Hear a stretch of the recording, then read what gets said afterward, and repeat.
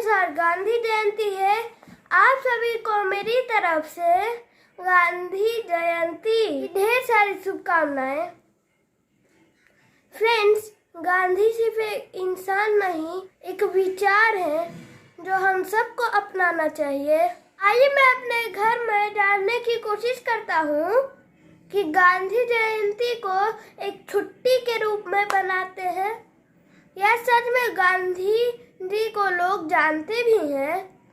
मुझे फॉलो कीजिए और देखता हूँ मेरे सवालों का जवाब कौन कौन दे पाता है। 5 चीज बताओ जो तुम बारे में जानते हो।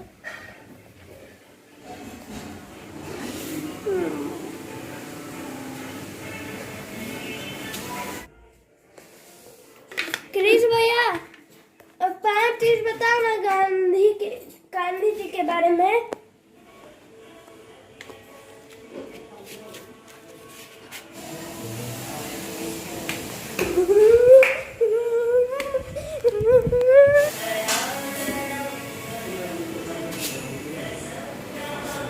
तो तुम 5 चीज बताओ ना गांधी जयंती के बारे में। कोई नहीं मेरे साथ वीडियो बना रहा है। क्या कैसा वीडियो बनाना था बेटा? आप जो बोले थे। अच्छा, गांधी जयंती पे पूछने गए थे और फिर भी जवाब नहीं दिए? नहीं। और ईशान मेरा बच्चा, मेरा लाडला इतना रोया कि कोई आंसर नहीं कर रहे हैं। तो हम बताएंगे ना, पूछिए आपको क्या पूछना है गांधी जी के बारे में, हम बताएंगे आपको। इस बात के लिए इतना रोने का क्या जरूरत है, कि गांधी जी के बारे में नहीं कोई बात किए, नहीं कोई बताएं। गांधी जी के बारे में जानना है ना, गांधी जी के बारे में हम बताते हैं आपको। 9 चीज बताइए। 9 चीज बताए गांधी जी के बारे में। सुनिए, गांधी जी का जन्म हुआ था गुजरात के पोरबंदर में। गांधी जी का जन्म 2 अक्टूबर 1869 को हुआ था, है ना। गांधी जी राजकोट में पढ़ाई किए थे और गांधी जी फिर यहाँ से लॉ का पढ़ाई करने इंग्लैंड चले गए थे। जहाँ पे लॉ का पढ़ाई जो करने जाता था पहले आदमी, उसको क्या बोलते थे? बैरिस्ट्री का पढ़ाई, बैरिस्टर बन के आता था। नहीं, इंग्लैंड से इंडिया नहीं आए थे। इंग्लैंड से जब वो एक केस लड़ने के लिए साउथ अफ्रीका चले गए थे। तो तुम आओगे नहीं अच्छे से ईशान? अच्छा, आ जाओ। जानना है जिसका आंसर कोई भैया नहीं दिए हैं, तो ईशान का आंसर मम्मी देगी और मम्मी बताएगी कि गांधी जी कैसे एक साधारण इंसान से महामानव बने, है ना। गांधी जी के बारे में जानने के लिए तो बहुत सारी किताबें हैं। गांधी जी को पढ़ा जा सकता है, जाना जा सकता है, लेकिन गांधी जी को सिर्फ पढ़ना नहीं है, सिर्फ जानना नहीं है, गांधी जी के व्यक्तित्व को अपने जीवन में उतारना है। वो कैसे साधारण इंसान से महामानव बने? कर्म के बल पर। गांधी जी के जीवन पर 2 चीज का प्रभाव बहुत ज्यादा था, जिससे वो बहुत सीख लिए जीवन जीने का, जीवन में आगे बढ़ने का। एक थी उनकी माँ और दूसरा श्रीमद् भागवत गीता, जिनका प्रभाव गांधी जी के जीवन पर बहुत गहरा था। और श्रीमद् भागवत गीता से ये समझ में आता है, पढ़ने से, ये सबको पढ़ना चाहिए, और उससे ये पता चलता है कि मनुष्य का जन्म साधारण हो सकता है। एक मनुष्य साधारण रूप में जन्म ले सकता है, लेकिन अपने कर्म के बल पर वो साधारण से असाधारण भी बन सकता है ना। जरूरी नहीं है कि कोई बहुत असाधारण व्यक्तित्व का जन्म ही ले। पढ़ाई पूरी करने के बाद साउथ अफ्रीका में वो बहुत संघर्ष किए और गांधी जी के सत्याग्रह की शुरुआत साउथ अफ्रीका से ही हो जाती है। इंडिया कब वापस आए मम्मी? गांधी जी इंडिया आए थे 1915 में, 9 जनवरी 1915 में आए थे। इसीलिए 9 जनवरी को क्या मनाते हैं? अप्रवासी दिवस। हर साल 9 जनवरी को हम लोग मनाते हैं अप्रवासी दिवस, है ना। भारत में सेलिब्रेट किया जाता है। उसी दिन गांधी जी वापस आए थे इस वजह से। और उनके राजनीतिक गुरु का नाम है गोपाल कृष्ण गोखले। जब गांधी जी यहाँ आए थे तो यहाँ के स्थिति के बारे में वो बिल्कुल भी नहीं जानते थे। कि भारत में कैसा अंग्रेज यहाँ शासन कर रहा है, तो यहाँ के लोगों की स्थिति कैसी है, वो किस कष्ट से गुजर रहे हैं, यहाँ पर उनको क्या करना चाहिए, वो इसके बारे में बिल्कुल भी जानते नहीं थे। तो उनके जो राजनीतिक गुरु गोपाल कृष्ण गोखले जी थे, वो बोले कि पहले आप यहाँ भ्रमण कीजिए। भ्रमण मतलब? घूमिए, पूरे देश में घूमिए और लोगों की समस्याओं को जानने की कोशिश कीजिए। तो गांधी जी 1 साल तक भ्रमण किए, हर जगह घूमे कि ताकि लोगों को समझ सके कि लोगों की किस तरह की समस्याएं हैं, अंग्रेज किस तरह का यहाँ पर शासन कर रहा है, कितना शोषण कर रहा है और यहाँ के लोगों का जीवन कितना कष्ट से बीत रहा है। ये जानने के लिए 1 साल तक वो भ्रमण किए। भारत में महात्मा गांधी का सत्याग्रह शुरू होता है बिहार के धरती से ही। हम लोग बिहार के हैं ना, बिहार के धरती से ही महात्मा गांधी का सत्याग्रह चंपारण से शुरू होता है 1917 में, 1917 में। गांधी जी बिहार कैसे आए? गांधी जी बिहार अचानक नहीं आ गए थे, वो तो जानते भी नहीं थे कि यहाँ का ज्योग्राफिकल क्या इस कंडीशन है, यहाँ के लोगों का जीवन कैसा है। यहाँ के एक किसान नेता थे राजकुमार शुक्ल। राजकुमार शुक्ल सबसे पहली बार 1916 में 1916 में गांधी जी से लखनऊ अधिवेशन में मिले थे। कांग्रेस का लखनऊ अधिवेशन हो रहा था वहां पर। तो राजकुमार शुक्ल जब वहां पर गए थे तो राजकुमार शुक्ल जानते थे कि साउथ अफ्रीका में बहुत बड़ा बड़ा काम किए हैं, तो इस वजह से सोचे कि हम इनको चंपारण लेके चलते हैं और वहां का किसान का कितना दयनीय स्थिति है वो उनको दिखाते हैं, तो उसके लिए भी वो कुछ करेंगे।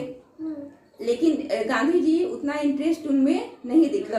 बिहार का लोग तो जानते हो बहुत जिद्दी होता है, बिहार का लोग बहुत जिद्दी होता है, जो ठान ले वो काम कर ही देता है। वो बोले कि हम छोड़ेंगे ही नहीं जब तक गांधी जी नहीं जाएंगे चंपारण, इनका पीछा ही नहीं छोड़ेंगे। तो राजकुमार शुक्ल क्या किए, उनके पीछे, तो गांधी जी बोले कि ठीक है, सो हम आपके बात पे विचार करेंगे।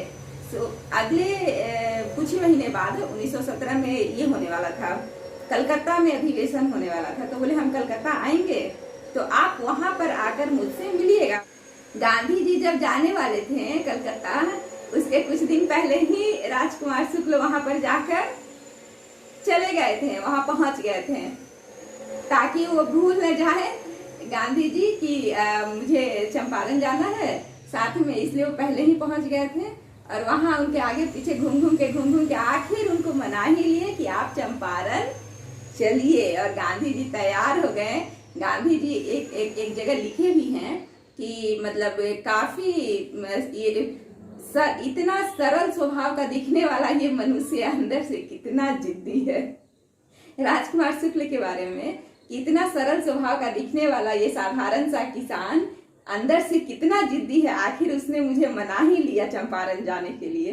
तो फिर गांधी जी चंपारण आते हैं और यहाँ पर जब वो देखते हैं किसानों की दशा, तो यहाँ पर होता है फिर आगे का कार्यवाही होता है। यहाँ पर कमेटी बनाया जाता है, फिर अंग्रेज लोग मानता है उनका बात, जो भी उनका मांग था वो माना जाता है, पूरा नहीं लेकिन फिर भी बहुत हद तक माना जाता है, किसानों की स्थिति में भी सुधार आता है। लेकिन इससे ये होता है कि गांधी जी का व्यक्तित्व तो बहुत बड़ा बन जाता है और गांधी जी, सब लोग को ये लगने लगता है कि ये मनुष्य जो ठान ले वो कर सकता है। और चंपारण सत्याग्रह के बाद ही गुरुदेव रविंद्रनाथ टैगोर उनको महात्मा का उपाधि दिए थे। हम लोग क्या बोलते हैं, महात्मा गांधी बोलते हैं ना। देखिए महात्मा गांधी तो आज उनके 152 इयर्स हो चुके हैं उनके बर्थ के, 152 इयर्स, ठीक है। तो अभी भी वो इतने व्यवहारिक हैं कि अभी भी हम लोग को उनसे बहुत कुछ सीखना है, बहुत कुछ सीखने की जरूरत है ना। गांधी जी बोलते थे कि अपना काम स्वयं कीजिए, अपना काम स्वयं करना सीखिए, स्वावलंबी बनिए। और आज जो हम लोग का नया शिक्षा नीति आया है जिसमें ये बात कहा गया है कि प्राथमिक शिक्षा, बच्चों की प्राथमिक शिक्षा अपनी मातृभाषा में होनी चाहिए, ये बात बहुत साल पहले गांधी जी भी बोले थे। और हमारा जो संविधान लिखा गया उस पर भी गांधी जी के विचारों का बहुत असर देखने को मिलता है। जब आप बड़े हो जाएंगे, पढ़ेंगे, तब आपको उससे बहुत कुछ सीखने को मिलेगा। दिखा के गए हैं। गांधी जी बोले हैं, जिससे सब लोग बोलता है, सब लोग इस बात को दोहराते हैं कि बुरा मत देखो, बुरा मत सुनो, बुरा मत बोलो, है ना। गांधी जी बोलते हैं ना, लेकिन इसका मतलब क्या होता है? इसका मतलब क्या होता है? बुरा मत बोलो, इसका मतलब तो साफ है कि बुरा मत बोलो, किसी का बुराई मत करो। लेकिन बुरा मत देखो का मतलब क्या है? कि बुरा मत देखो नहीं, बुरा मत देखो कि अगर कहीं बुराई हो रहा है, अत्याचार हो रहा है, तो ऐसा नहीं कि आंख बंद करके वहां से चले जाओ, उसके खिलाफ आवाज उठाओ। तुम जितने सक्षम हो उतना लोगों का मदद करो। ऐसा मत सोचो कि कहीं कुछ बुरा हो रहा है तो हम, अरे मेरा क्या है, मेरा तो कोई परिवार उसमें नहीं है, हम तो उसमें शामिल नहीं है, तो हम साइड से निकल जाते हैं। ऐसा नहीं होना चाहिए, बल्कि बुरा होने भी मत दो, बुरा किसी के साथ होने भी मत दो। बुरा सुनो मत, मतलब बुरा मत सुनो कि वो बहुत आसान है बात कि बुरा मत बोलिए, बुरा मत सुनिए। अगर कोई किसी का निंदा शिकायत कर रहा है तो आप वो बात मत सुनिए, क्योंकि उसका असर हमारे जीवन पे पड़ता है। अगर हम किसी की बुराई करते हैं तो हमारा व्यक्तित्व उससे खराब होता है। इसलिए हमें अच्छा सोचना चाहिए, अच्छा कर्म करना चाहिए। सो फ्रेंड्स, अब हमने गांधी जी के बारे में बहुत कुछ जान ली।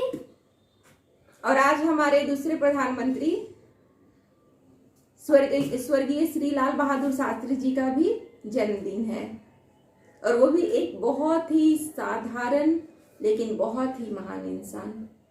शास्त्री जी के बारे में भी आप लोगों को जरूर जानना चाहिए। कैसे एक प्रधानमंत्री रहते हुए, कैसे एक प्रधानमंत्री के पद पे रहते हुए इंसान को उनके कार का लोन भी वो खुद चुकाए। वो एक कार खरीदे जिसका लोन भी वो अपने वेतन से चुकाते थे।